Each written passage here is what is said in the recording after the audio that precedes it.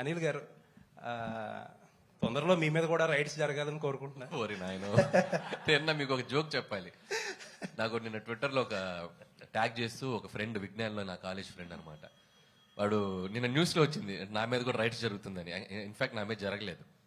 So వాడు ఏం చెప్పాడంటే ట్విట్టర్లో, ఎంత ఎదిగిపోయావురా, మాతో ఉంటూ మా పక్కనే చదువుకుంటూ ఐటీ రైట్స్ జరిగే స్థాయికి ఎదిగిపోయావా?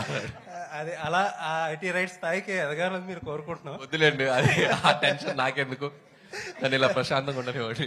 వెంకటేష్ గారు, అండ్ ఇంకొక విషయం చెప్పాలి మీతో. మనం ఇంటర్వ్యూ చేసినప్పుడు లాస్ట్ టైం నేను ఒక మాట అన్నా, ఒక డిఫరెంట్ టైప్ ఆఫ్ మీకు ఒక సెపరేట్ సెక్షన్ ఆఫ్ ఆడియన్స్ ఉన్నారు, ఆ సెక్షన్ లో మీకు కాంపిటీషనే లేదని చెప్పి ఒక మాట అంటే దానికి చాలా మంది చాలా అర్థాలు తీశారు.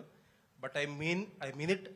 ఆ సెక్షన్ లో మీకు ఆడియన్స్ ఉండబట్టే ఆ సెక్షన్ ఆడియన్స్ మీ సినిమాలకే కదిలేరు, కదిలి సినిమాకి వచ్చి ఇంత పెద్ద హిట్ చేశారు. కరెక్ట్, మీరు మీ స్టేట్మెంట్ మీరు ప్రూవ్ చేసేసారు.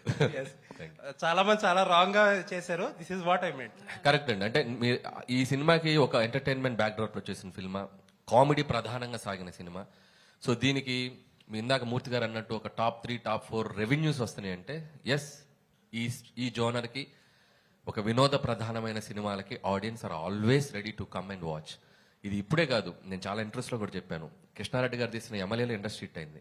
అహనాపల్లి అంట, సురేష్ ప్రొడక్షన్స్ వచ్చిన అహనాపల్లి అంటే ఈజ్ ఈక్వల్ టు ఆ రోజు చాలా పెద్ద పెద్ద సినిమాలకు తగ్గ రెవెన్యూస్ చేసింది. సో కామెడీ ప్రధానంగా సాగిన సినిమా మనం కరెక్ట్ గా డీల్ చేయగలిగితే దాని రెవెన్యూస్ ఎప్పుడు అన్ని సెక్టర్ ఆఫ్ ఆడియన్స్ వచ్చి దానికి పెద్ద విజయాన్ని ఇస్తారు. అనిల్ గారు ఇక్కడ